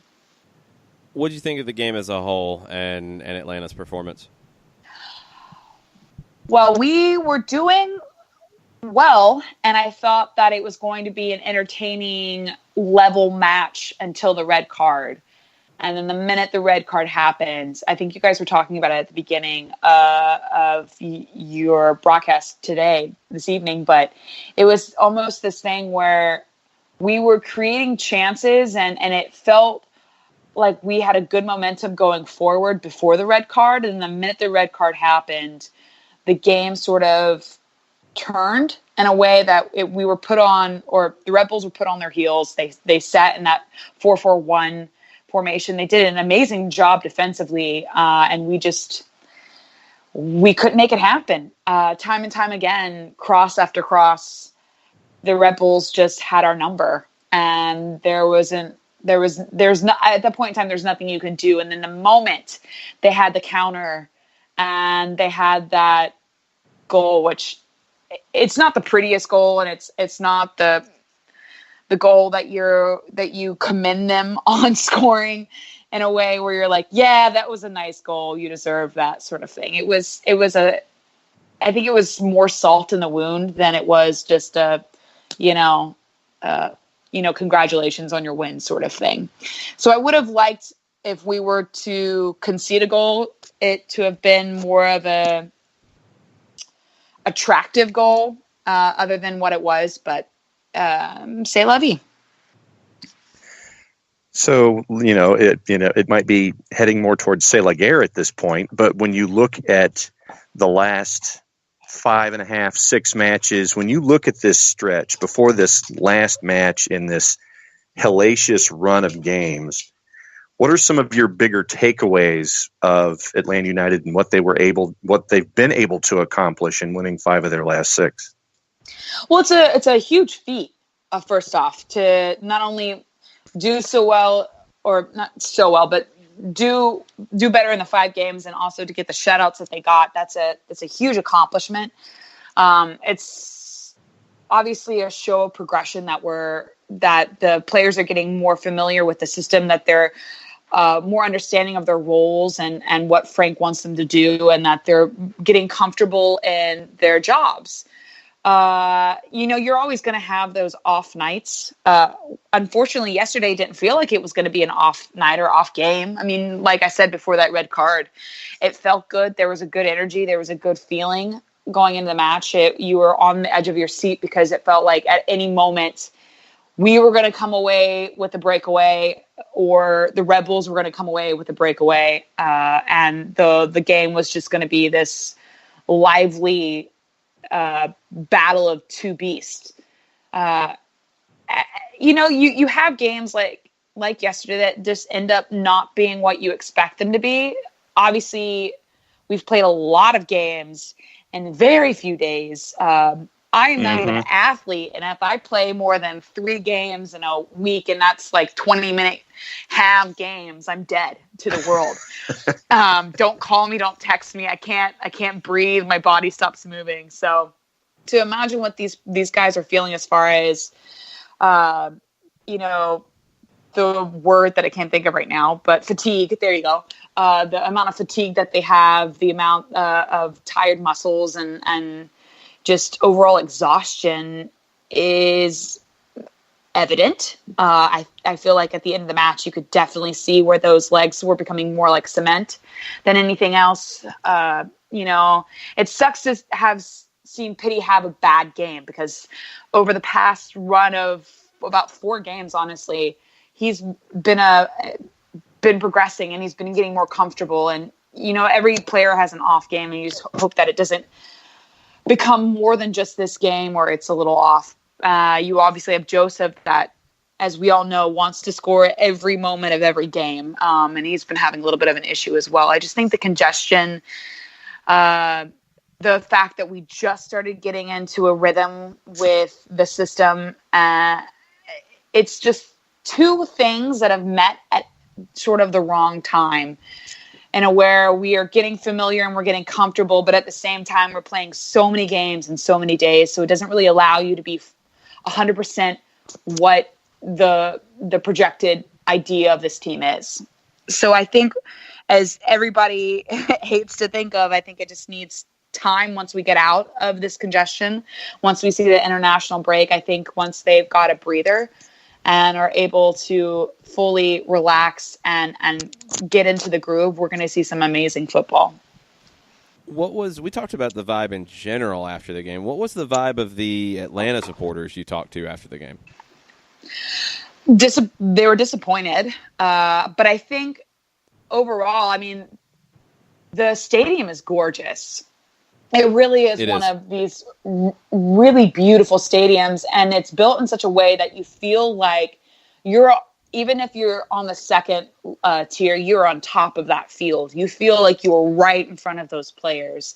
It's a very strong connection to what's going on the pitch and what you're feeling as a fan. So more than anything, even though it was a loss, and even though we would have loved, and I mean, you could just tell going into the match, we would have loved to have come out of that game with a win or a tie and sort of just rub it in their faces again. It's disappointing. You want to see your team succeed, especially against the Red Bulls. You want that rivalry to continue to grow, and you want us to have a stand and a footing and say, we can come into your house and we can beat you in a regular play of game or in a regular season, obviously not in the playoffs. But I think they were more, it wasn't more so of a somber feeling, but it was more of this, disappointment from the result of the game, but an overall excitement for being there, for making the trip and traveling, for being with your friends who've traveled with you, for showing this camaraderie and this family that traveled together. And yeah, it's just this exciting feeling. I mean, it was my first away match. So Seriously? For my first away match. It was an incredible experience, and I don't know how I top this. So, I'll have to be more selective, I guess, on my away matches. But I was going to say, getting home sooner after the match is over? Took 2 hours. It took 2 hours in a car because apparently everybody. And you're still there. And I'm still here. I am still here. But yeah, no, I think it was more of this feeling of excitement to be there, and the field is so gorgeous. The stadium is so gorgeous. They have empanadas. I mean, how can you walk out of that stadium disappointed? See? I mean, that empanadas, that's pretty strong. Empanadas. Did you guys get any empanadas while you were there? No, we don't get any empanadas where we're at because we're up on the roof. Like, where our broadcast position is pretty unique compared to a lot of the other venues around the league. We were like almost directly diagonal from you guys, not quite in the corner, but on the side, the touchline that you're facing, and we were kind of down towards the penalty area. But the main like TV broadcast positions are to our left. We're a little bit further down, and they built like little kind of shed like buildings up on top. So it's a really cool view because we're right behind the Red Bulls bench, like just to the right and to the back behind it. The view is great. I love it. It is one of the best venues in the league, no question. Really good media food as well. We just didn't get empanadas. They might be there in the second floor, like main area at some point during the game, but we're up on the 6th floor. I would hope so. It's almost impossible to get down. So they had really good meatballs for the pregame meal this time. It was good. I'll see. Well, there you go. Meatballs are the same as empanadas, I guess. I mean, the pasta, the sauce, the meatballs, it was good. It was a really good pregame meal. Oh, see, there you go. You get the pasta, you get the meatball. I will say, though, going into the match, they were giving away Red Bull scarves for, like, match day scarves, and that's something that I've said before that I really miss. That Atlanta United used to have those giveaways when you walked inside the stadium, and it was either like a koozie or, this small summer scarf that had, AT&T or Coca-Cola on it, and it had the Atlanta United logo, and it was this small, tiny mini scarf. But it was this thing that you could take from the match and that you can associate with that experience of that match. And so when you look at it, you're always reminded of that match. And that's something that Atlanta United used to do, and they don't do anymore. And I'm not sure why, but it was just sort of, it brought back that memory of like, oh yeah, we used to get things like this. So I thought it was just a really cool thing. And everybody that I went with ended up getting a Red Bull scarf as we left. And it's actually really cool looking. So I don't know whether I hang it with the rest of my scarves, but it will definitely be going up somewhere. See, that's the question right there. Does it go? Do you hang it with all of the other scarves, considering the reputation and the adventures associated with your scarf collection to date, and mix the juju that you have from that scarf that you've picked up at the match yesterday? Do you match that juju and do you mix it with all the other scarves for fear that the bad karma that's associated with that one scarf rubs off on all the others? I don't know. I think what I should maybe do, just because I do hope to go to a lot more away matches. I'm planning on going to the LAFC one in July. So I'm hoping that I can just start a whole collection of away scarves that will sit in their own corner, not touching any of my Atlanta United scarves, but in their own little space to remind me of the memories of the away games, but not necessarily messing with the rest of my scarves. So what do you guys have coming out over at Unrelegated and Atlanta United Fan TV from all of the stuff y'all did? Oh, man. We have got so much. Okay, so Jay, as anybody would know, Jay is also in Twitter jail. So if anybody's been trying to find Jay, his Twitter account has gotten suspended. because he liked Celine Dion too much. But happens. He basically nonstop recorded while we were in New York. So there is, I think, almost 300 gigabytes of footage. There's a lot of footage of just me, Tanner, Devin, and Jay just having a ball in New York, experiencing the MLS AT&T studios, getting to meet the Cooligans and hang out with the Cooligans, and then also at the Red Bulls match. Jay and Devin were lucky enough to get press passes, so they actually got really close to the stadium to get footage. And I was with the boys this morning to look over a few things, and Jay was showing off some of his slow-mo footage of Julian Gressel, which I'm sure will be coming out at some point. Absolutely shocked he got slow-mo footage of Julian Gressel. I'm stunned. I know, right? It's just so elusive. You wouldn't think that would be the player he would target. I would never guess that's who Jay would target. Who knew? But just stay tuned to all of our social channels. We'll have some promo teaser videos coming out soon. It's going to be really incredible to watch, and it's just going to only up the visibility of Atlanta United, which is what we're hoping to do. Awesome. Well, good luck on your flight attempt in the morning. Good luck getting home. Thank you. It sounds like you're going to be okay. I wouldn't imagine they would sell a bunch of tickets overnight. I would hope not. And I just the main thing is I want to get back home so I can cuddle my dog. I miss my dog so much. Aww. Yes, yeah. I knew the feeling. I was very glad to get home this afternoon. So, right there with you. Kelly, thanks for the time. We appreciate it. We'll talk to you soon.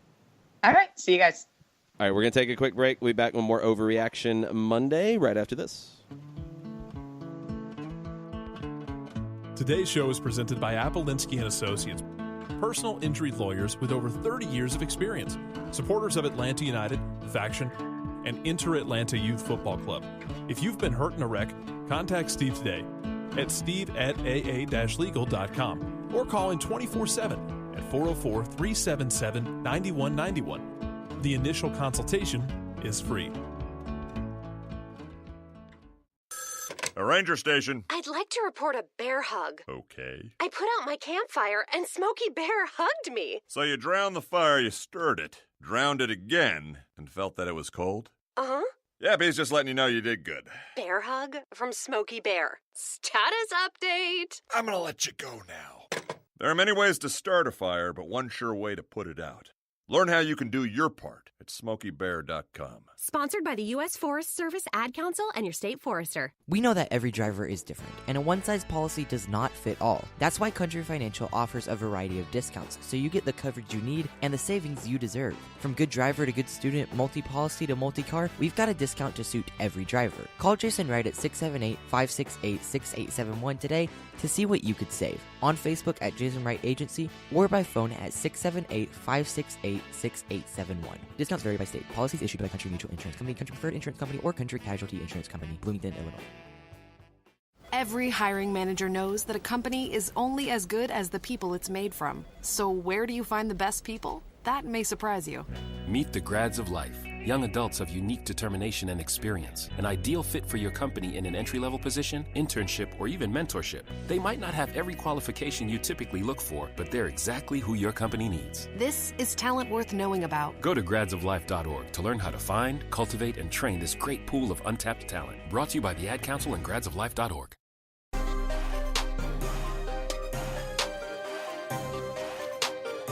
Welcome back. Overreaction Monday here on SDH in the PM for May 20th. Thanks for everybody for finding us tonight. We have a little bit of, it's not breaking news, but get Italian football news, and now Ladbrokes has actually went with us as well. There are reports out of London that Chelsea will sack Maurizio Sarri and hire Frank Lampard. Oh, no. Wow. I mean, are you surprised? I think I called that they would sack like Sadi? That they would sack Sadi? No. Yeah, but Lampard. It fits. It fits. It just does. That's what the would have reports figured are it would have been saying. either Lampard or Terry, but since Well, they're going Terry hasn't after each managed the other, team. No, Terry's not a manager; he's an assistant. So you're not giving. you think he's gonna? You think he leaves Aston Villa to be an assistant with Lampard now? I don't know. Maybe. I mean, anything's possible. That might be a little awkward. I would imagine Terry probably wants to be his own guy here at some point. Wow. And, well, maybe if Aston Villa beats Derby County next Monday, maybe they change their mind. Well, he's an assistant. Like, I mean, he's not doing everything. He's not the guy. He's the other guy. He's yelling at Marcelo Bielsa really well. Well, yeah, but, I mean, he's not managing, so we'll see. We'll see what happens with Chelsea. I figured madness would happen when it came to Maurizio Sarri, but didn't really expect Frank Lampard's name this early. No, not this figured early. It no. would happen definitely at some point with the success he's had. I guess, it's okay. It makes some sense, but, man, Chelsea's going to Chelsea, I guess. Yes, that's pretty much how I look at it. I knew he would be in their crosshairs. I just didn't think it'd be this soon. Yeah, I mean, how... Year and a half? A year. I mean, he hasn't even finished his season yet. Because didn't he come in to fill in last season toward the end? Lampard? Yeah, I thought Lampard was part of it at the end of last season as maybe caretaker. At the end. But I don't know. Yeah, I mean, just yeah, Chelsea going to Chelsea, and that's how I'm looking at it. Yeah, well, we'll keep an eye on that one. New York City Football Club legend Frank Lampard could be in charge of Chelsea FC by the end of the week. We'll see. What else do we have on the Overreaction Monday timeline? Okay. The second part of Michael Ruiz's thought from before Kelly came on, he says, we lost on a freak goal that we would normally not allow a goal 99 out of 100 times. Plus, the schedule's brutal. One single game has to be viewed in a longer-term context. For sure. I mean, this doesn't nullify the 6 wins out of 7 before it at all. It can't. That's not how these things work. You don't lose points. You just don't get any for losing here. You don't lose some of the points you already earned. These are things that are real that happen. There's still, there's concerns. Anytime you lose, even when you win poorly, there's concerns. Concerns are fine. You can't lose the plot about everything. And that's probably the biggest thing that I would, just try to remind people is that this team's been playing very well as of late. And I think because of this loss, I wouldn't say that they've all of a sudden regressed. And that's kind of where my head's at with it at this point. The goal they gave up was kind of uncharacteristic. You don't normally see a miscommunication type of goal. But I think a lot of it was the transition and quick transition from defense to offense for the Red Bulls. Nealis leading the break kind of threw everybody out of whack. Breck Shea had stepped forward. Darlington Nagbe and Shea were both kind of in between, like recovering to get back at the left side. Royer was able to put in an uncontested cross. And then I really do think the run from Nealis continuing. I mean, the guy went on a 75 to 80-yard run first with the ball, and then he continued as he was getting towards the area. If the cross or if the header from Barlow had not been on goal and just been back across, Nealis would have scored. I think his late run is one of the reasons why you had miscommunication and confusion in the 18 on marking Barlow between Robinson and Escobar. And I don't know if there's one person to blame on this. I think there's probably about 5 or 6 that had mistakes on this goal.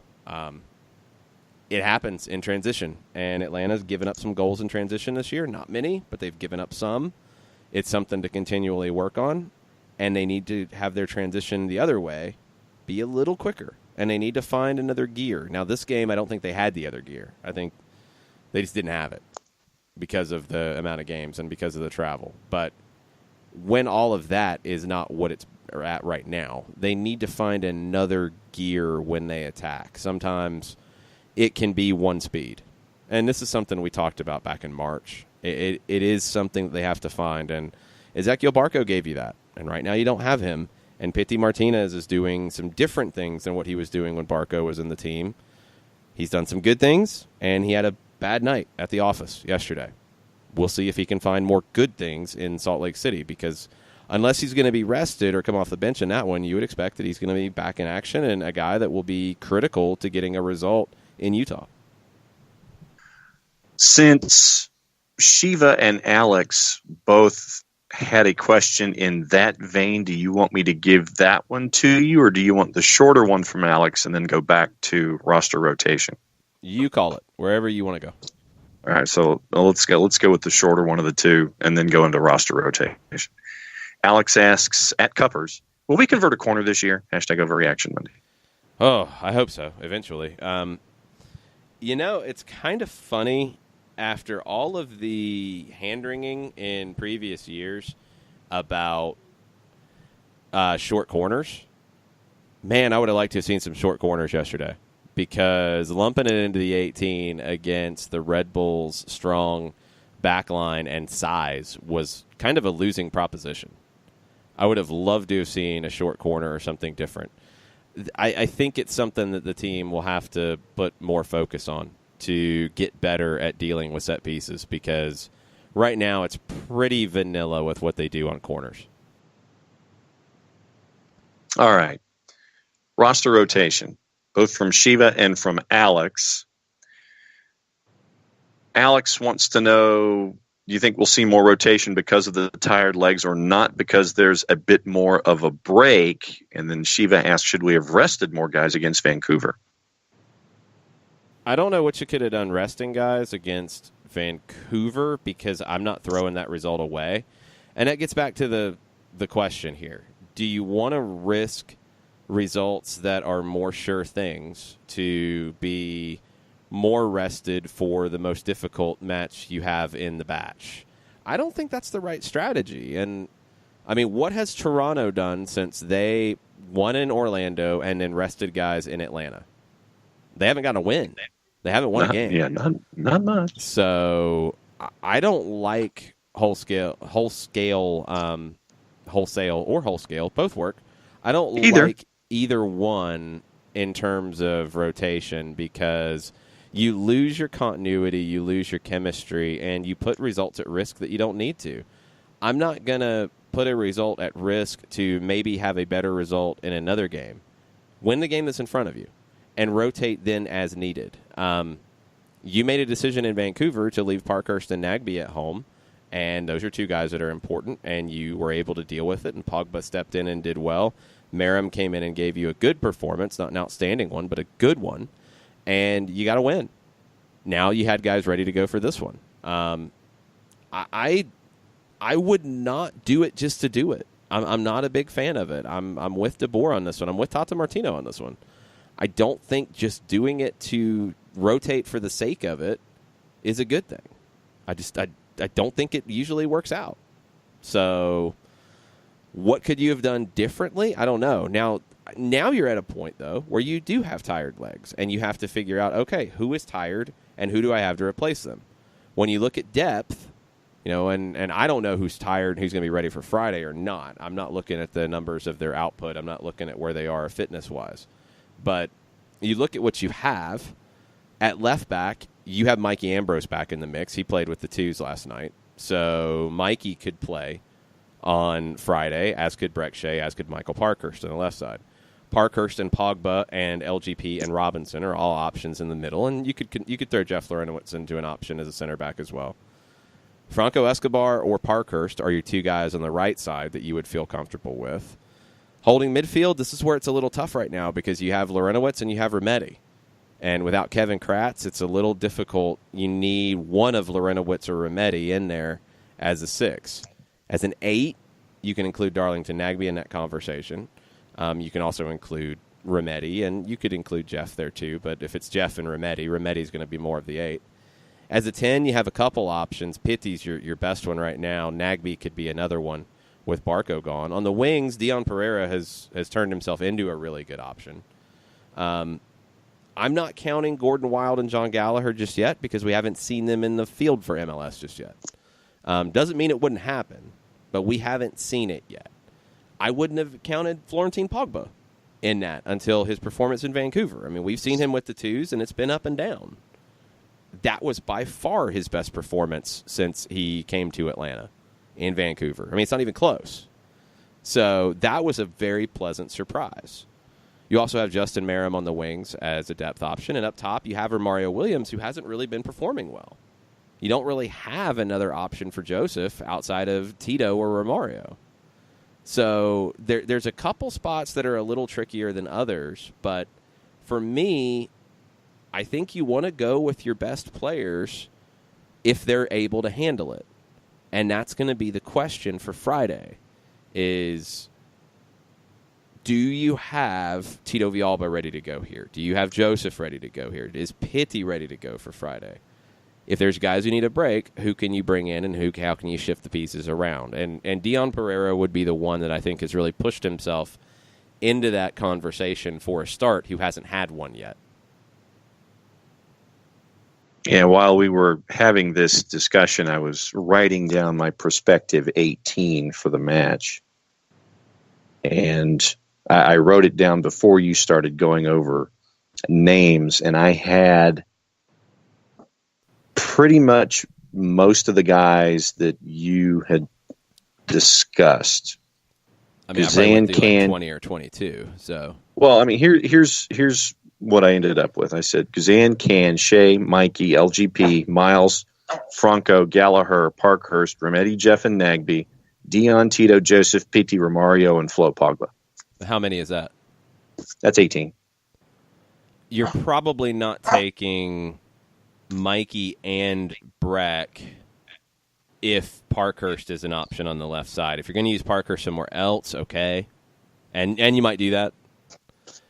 Those are some things you have to think about when you think of an 18. It's not just your 18 best players. It's what do you have on the bench to give you flexibility, to cover a bunch of different roles, but also to give you an impact. And right now, outside of Dion Pereira, you're not getting an impact off the bench. Right. You know, when you had Tito Villalba coming off the bench, that's a dangerous player to see coming up with the fourth official. Romario Williams is he's not scaring people right now when he comes on in that moment. He's just not. Breck for Parkhurst, that was the sub that I think a lot of people were maybe befuddled by. Breck should give you more going forward, and he put in probably the best cross of the day. So I get it. Pereira coming in absolutely worked because he gave you 1v1 ability to try to break down two lines of four, which you needed. And Gressel's not a 1v1 guy. Gressel had the best ball of the day over the top to Joseph in the first half. He had maybe one more really good ball, but Gressel wasn't getting in behind Kamar Lawrence. Right. And that was the same thing last year at Red Bull Arena. That's a really tough matchup for Julian Gressel. Tito can run with Kamar and gives you something different. Pereira on the other side gives you a 1v1 threat. So Pereira gave you something off the bench. Could Justin Merrim be that guy here soon? I think so. But you don't have that option up top. Not right now, not with the former Mario Williams is in. So these are some things you're thinking about when you're thinking of the 18 is you need impact off the bench, and you don't have a ton of it at the moment. And no, to your point about Justin Merrim, that was that's an omission on my part. That Merrim is still getting adjusted to things, and I liked what I saw out of him in Vancouver, and I'm down with what you were saying, as the kids say these days. Do the kids really say that, John? I think so. I think some of them still do. Maybe they're adults now. Yeah, that's probably true. That's probably true. Yeah, so that was so for me, Merrim and Gressel, and Gallagher was definitely one of the things. And see, Gwen agrees with you. Yeah, Gwen's brought up. Yeah. So, but no, I think that the back that I had, I think pretty much was more of a defensive posture, and that was what I was looking at with RSL. You would go defensive in RSL. Yeah. I mean, I just don't know what RSL I'm getting. But why would you go defensive if you're worried about that? No, but that's just the guys that were popping into my head were more of a defensive posture. And that there was no, I wasn't necessarily thinking this through initially. I was just saying that the guys that I had on my initial list were more of a defensive element. I would not be thinking about just defending against RSL because they've struggled defensively. I think you can put a lot of pressure on them. But again, you gotta deliver on your chances. You gotta produce, and that's been the challenge for this team lately. They've been getting enough goals in the run of games with 5 wins, but they didn't get any in Red Bull Arena, and they need to get more. They need to look more dangerous going forward. So we shall see. We're going to take a break, come back, more Overreaction Monday right after this. Today's show is presented by Appolinsky & Associates, personal injury lawyers with over 30 years of experience, supporters of Atlanta United, Faction, and Inter-Atlanta Youth Football Club. If you've been hurt in a wreck, contact Steve today at steve@aa-legal.com or call in 24/7 at 404-377-9191. The initial consultation is free. A ranger station. I'd like to report a bear hug. Okay. I put out my campfire and Smokey Bear hugged me. So you drowned the fire, you stirred it, drowned it again, and felt that it was cold? Uh-huh. Yeah, but he's just letting you know you did good. Bear hug from Smokey Bear. Status update. I'm gonna let you go now. There are many ways to start a fire, but one sure way to put it out. Learn how you can do your part at SmokeyBear.com. Sponsored by the U.S. Forest Service Ad Council and your state forester. We know that every driver is different, and a one-size policy does not fit all. That's why Country Financial offers a variety of discounts, so you get the coverage you need and the savings you deserve. From good driver to good student, multi-policy to multi-car, we've got a discount to suit every driver. Call Jason Wright at 678-568-6871 today to see what you could save. On Facebook at Jason Wright Agency or by phone at 678-568-6871. Discounts vary by state. Policies issued by Country Mutual Insurance Company, Country Preferred Insurance Company, or Country Casualty Insurance Company, Bloomington, Illinois. Every hiring manager knows that a company is only as good as the people it's made from. So where do you find the best people? That may surprise you. Meet the grads of life. Young adults of unique determination and experience. An ideal fit for your company in an entry-level position, internship, or even mentorship. They might not have every qualification you typically look for, but they're exactly who your company needs. This is talent worth knowing about. Go to gradsoflife.org to learn how to find, cultivate, and train this great pool of untapped talent. Brought to you by the Ad Council and gradsoflife.org.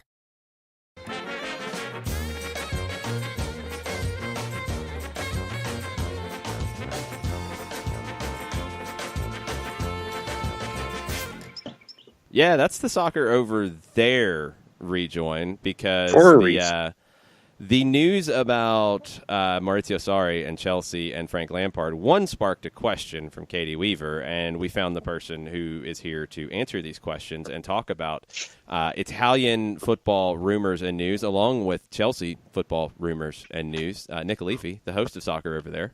What's up, Nick?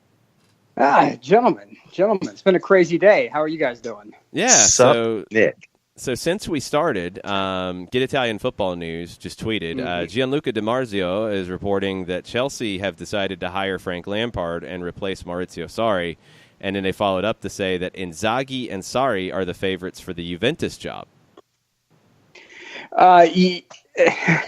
If Di Marzio is saying it, then you can put a lot more stock behind it. My personal take on this is that if Sarri is out at Chelsea, this isn't the greatest news for one particular American player who will be joining them in the summer. I understand that with a 2-window ban, that Chelsea is going to want something for Chelsea fans to hang on to. I understand that. But consistency is the key. And this is a move that just it's going to be great domestically for them. I think that the Chelsea faithful will be pretty happy with this. But, I don't know how this is going to resonate with Christian Pulisic and Christian Pulisic's agent. I mean, they're going to need immediate reassurances that this is going to be a good move still for their client. So, I mean, it's done and dusted, but the last thing you want is a new kid showing up and being immediately put off by the move. How this ties into everything else, because this was one of the first coaching dominoes that we were going to have to deal with, is now everything with Chelsea is in flux. And I've been putting as my giant, like almost like stalker map has strings going from one thing to another, my conspiracy board. Chelsea is the most important team in the window for a couple of reasons. One is they can affect so many markets by really just doing a couple of very small moves. Removing Sarri means that Gonzalo Higuain will probably be out at Chelsea as well, meaning that his Carmelo Anthony type contract that nobody wants will be going back to Juventus, and which is going to be way too rich for their blood. They're going to have to find a taker for a player or three. So that's going to affect the Italian market. It's going to affect the Italian market also that Maurizio Sarri could go to Juve. I don't personally put a lot of stock in that move. He just doesn't strike me as a Juve kind of manager, somebody who wants that kind of who wants that role. I'm looking forward to being the manager for Cristiano Ronaldo. I think that he's a very talented player, and looking forward to having him scoring the many goals for us next season here with Jeep across the front of the jersey. And looking forward to having a Renegade that I can drive here in the country and have it be my favorite vehicle of all time. I love Jeep. There we go. Exactly. And that's pretty much exactly what would happen the minute you show up at Juventus. There's going to be a bidding war between Roma and Juve for Saudi services if he goes there. But the difference between Roma and Juve is they will have a lot of options. Gasparini from Atalanta is going to be high up that list as well. And they'll also be bidding against Milan for those services. So Sarri is going to be looked at from Milan, Roma, and Juve. We'll see how that goes. Inzaghi, to me, is not someone, and this is Simeone Inzaghi, not people Inzaghi. Huge difference in management quality there. So to me, it's going to be very interesting to see how it shakes out. And when you're talking about losing, potentially Hazard as well, it's more and more hits for Chelsea going into this cycle. So I wish him the best of luck, but Sarri, firing him for a guy who led you to a Champions League spot, come on. It's you got to give the guy more than a year. Nick, let me ask it this way. Okay. When he lost the team after Kepa was basically insubordinate to him out on the pitch, wasn't that the beginning of the end? For most clubs, probably not. For Real Madrid and Chelsea, probably so. But this is where Chelsea Roman Abramovich could have taken a stand, and he could have said, "I don't care what anyone in that locker room says. This is our manager, and going forward, this is our guy. So get in line." And he may not have had to say that publicly, but he definitely needed to say it privately. So it's one of those things where it's very, very important that Abramovich does what he needs to do as an owner and get the ducks in line and tell his soldiers how to march and when to march. And he's not doing that.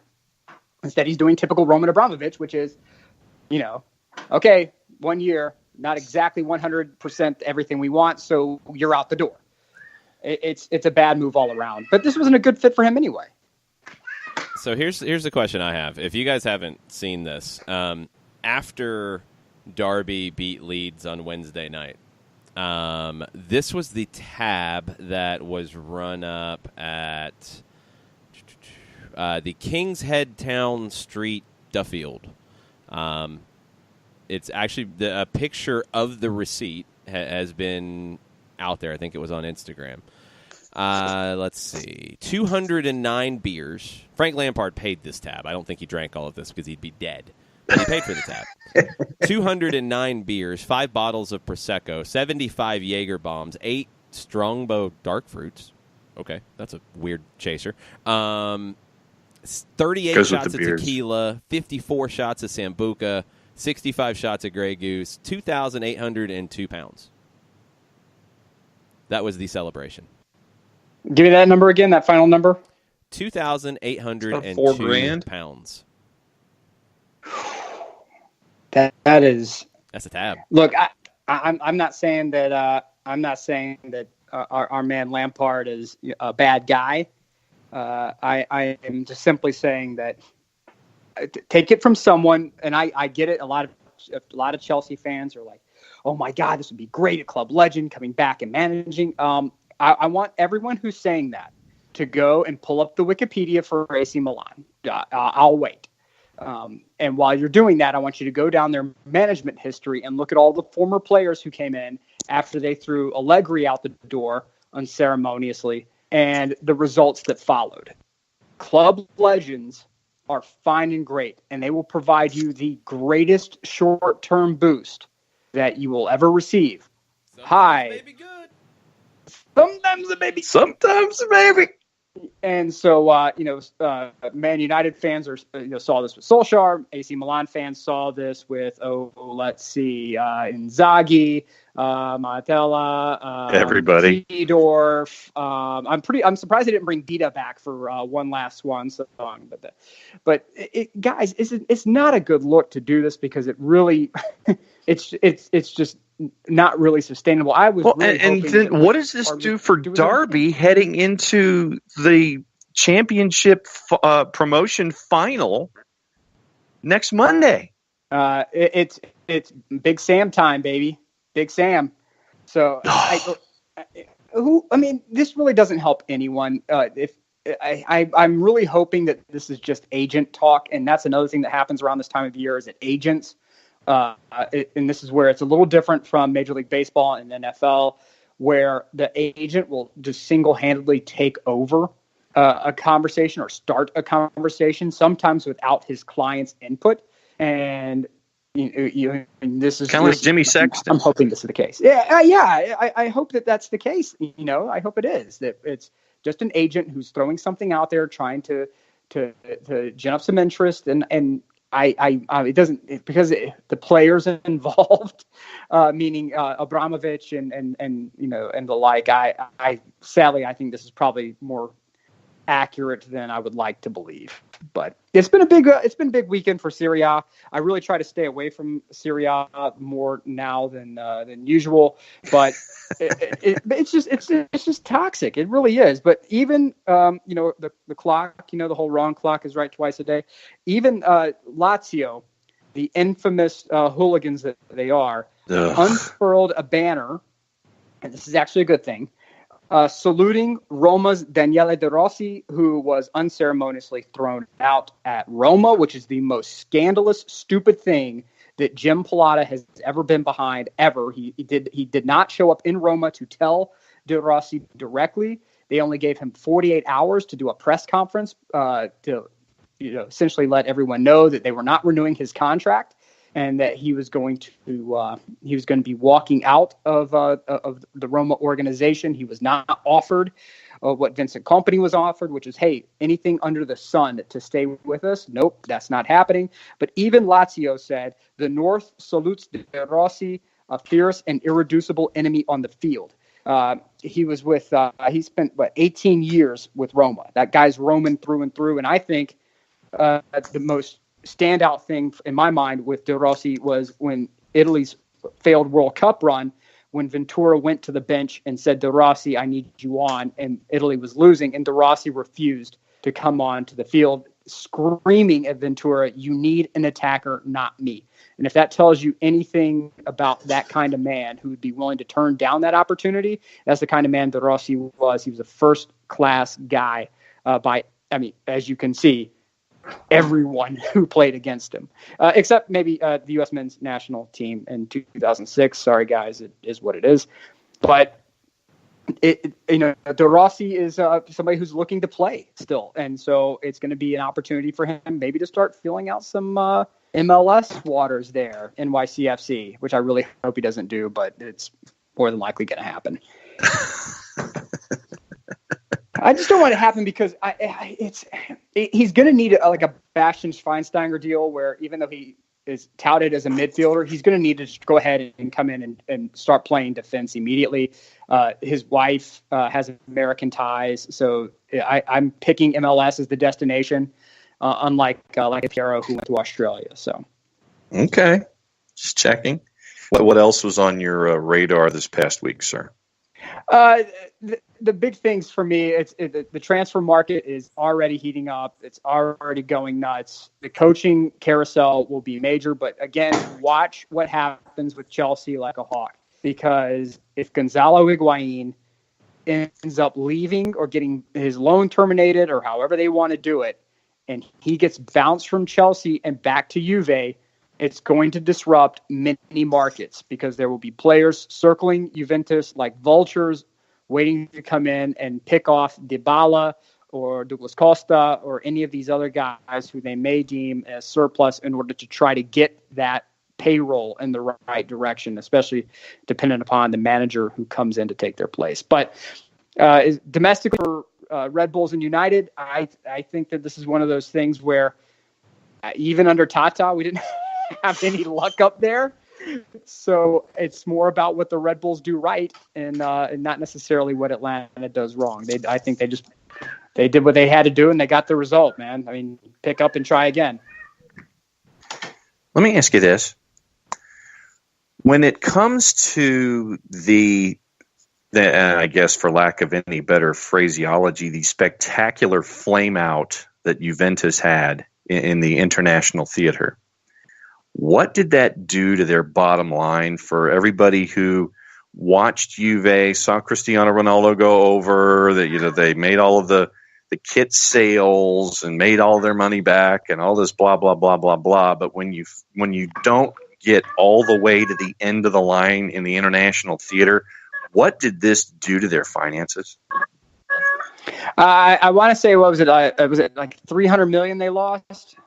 I'm going off the top of my head on that. That number may be wrong, but I want to say it's about 300 mil that I think they lost. And remember that Juve is a publicly traded company. For anybody who's wondering what the reason why we're tossing these numbers out there, Juventus, because of the Ronaldo purchase and some other purchases that they had to do a dramatic restructuring of their debt in order to be in compliance with financial fair play. So anytime you take a dramatic hit like that, immediately it's of massive concern.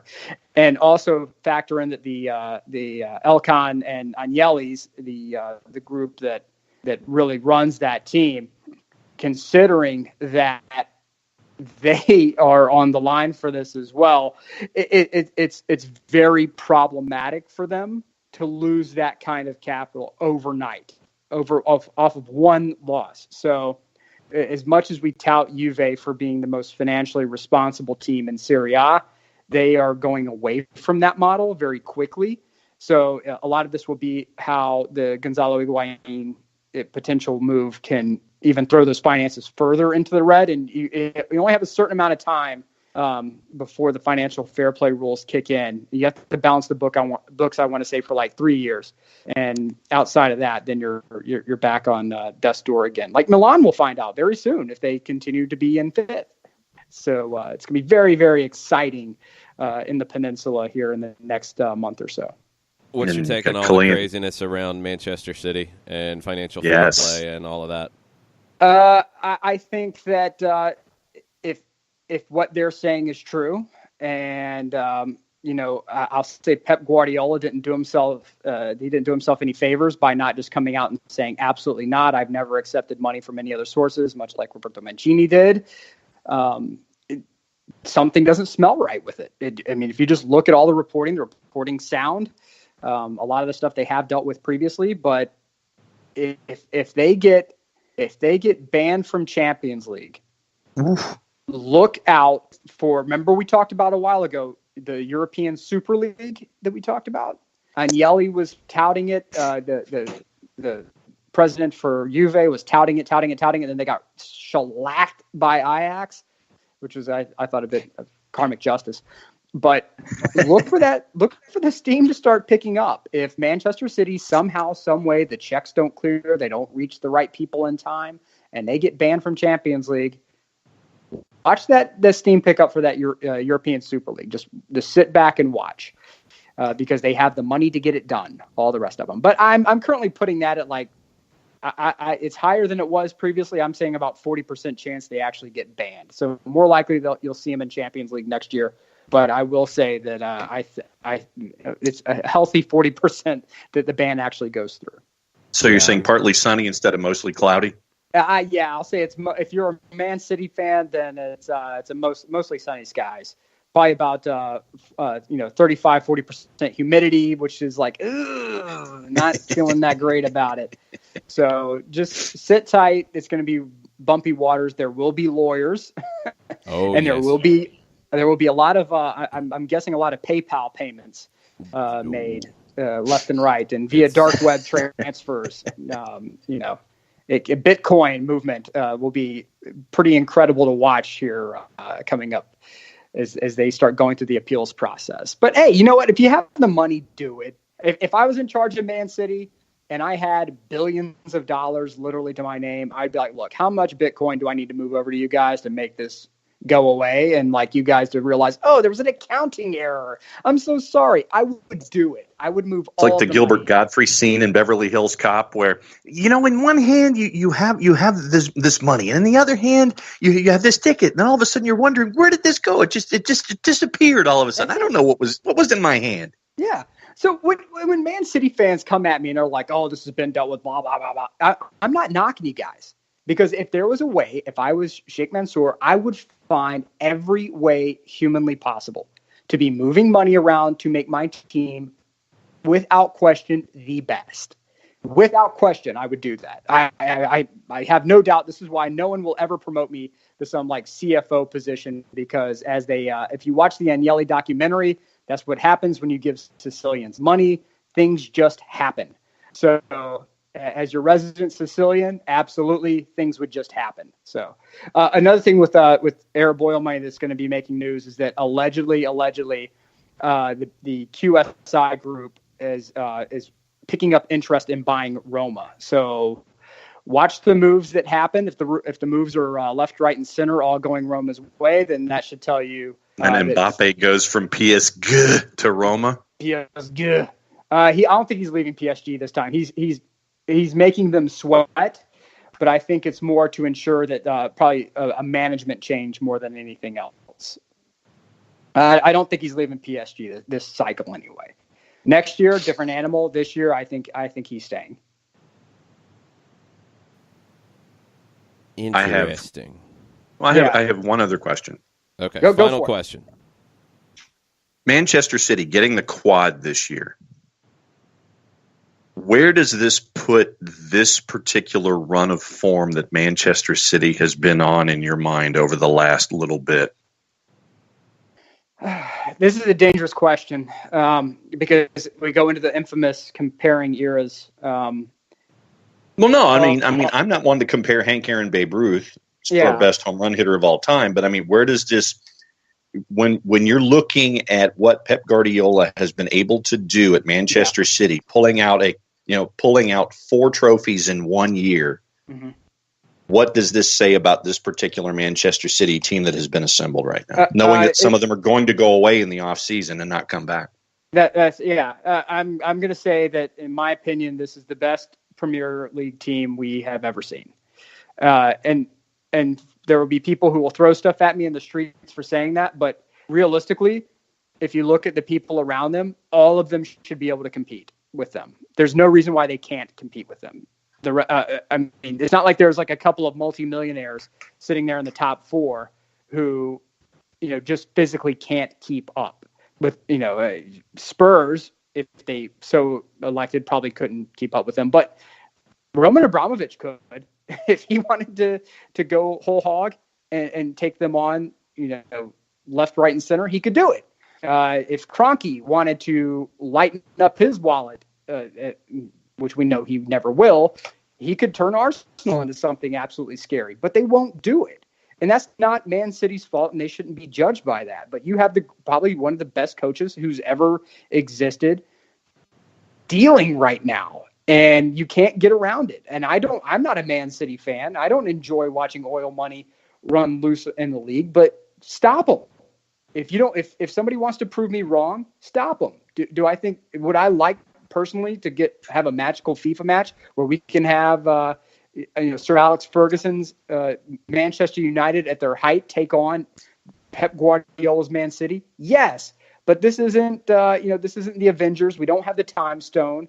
I can't make it happen, so I have to go off what I have, which is this Man City squad is damn near close to unbeatable. And until someone starts ponying up the cash, or some manager decides to invest himself in the game and become, on the same intellectual footing as Guardiola, you're not going to do it. So best of luck. There you go. And Vincent Kompany's heading to Anderlecht to be a combination player-manager next year. Yeah, that'll go over. Yeah, it's not going to go well, but best of luck to the man. Well, I mean, for him, it's a club that he has a lot of passion for, and I think it's a 3-year deal. So, I mean, if the managerial side is a little bumpy, I think he's got the goodwill to probably get through it, and at that level, he might be okay. We'll see. It'll be very interesting. I like seeing players like Kompany go into management, though, and with what he's done recently at the end of his career under Guardiola, you're going to take some of that, and you're going to take some of those lessons and then reinterpret them in your ways. And I'll be curious to see what he takes to Anderlecht and how he tries to have that team play. It's an interesting idea. So that's something, as I've dug into like the Guardiola stuff and what you just said, Nick, about, I mean, he's the guy. He's the guy right now. There's nobody out there really touching him at this point. I want to see what happens when Xabi Alonso goes in and as a first-team manager, because he's been working his way up. Like, when he gets a big gig, is he going to be one of the next great managers? Sergio Busquets, he could be one of those guys. This generation that has come through, like Pep was mentored and developed by his experiences with Cruyff, with Van Gaal. Now what about the guys who have learned from Guardiola? What do they do? Where do they take it next? That'll be really interesting. I'm waiting on Puyol. That's who I really want to see. It's a good one. I think if he ends up in the right situation with a patient team president, you could watch something very special with that man, because his head's in the right spot. He has a love for the game that you rarely see. An honesty, an innocence almost that you really don't see anymore. I really want a man like that to succeed. Puyol and Xabi Alonso are the two that I'm like, okay, these guys could be legit when they get into it. So we'll see what happens. We'll have more soccer over there next week. We'll have more soccer down here in the morning, 9 a.m. till 11. We will not have a normal Friday show because I will be on a plane. We're going to do a Thursday night show to get you set for Friday's match. It'll be as close to a Friday show as we can possibly do on a Thursday evening. And maybe we can get our buddy Nick Alifi to chime in, and Jarrett Smith and the usual crew to get you ready for Atlanta and Salt Lake. But tomorrow we'll finish up with some overreaction stuff and look at the weekend that was around the league and around the NWSL and USL and all of the rest. Thanks, everybody, for listening. Thanks, everybody, for finding us tonight. We appreciate it. Mucha plata, y'all. Mucha plata. Ooh, mucha euro, y'all. Oh, yeah.